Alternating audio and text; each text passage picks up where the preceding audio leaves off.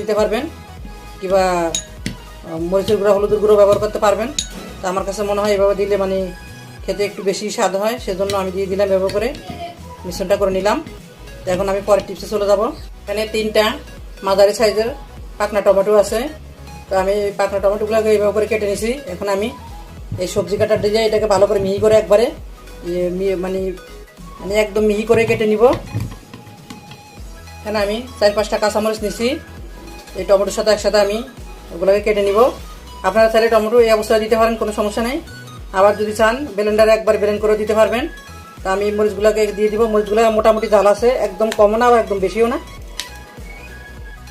আমি আবারও বলতেছি, জালটা আপনারা আপনাদের পছন্দ মতো দিবেন। জাল বেশি খাইলে বেশি দিবেন, কম খাইলে কম দিবেন। আমি একদম বেশিও খাই না আবার কমও খাই না, মোটামুটি মানে মিডিয়াম খাই, সেজন্য আমি আমার মতো করে দিয়েছি। তো যাই হোক, আমার এটা এই যে করে নেওয়া হয়ে গেল, এইভাবে করে কেটে নিয়েছি আমি।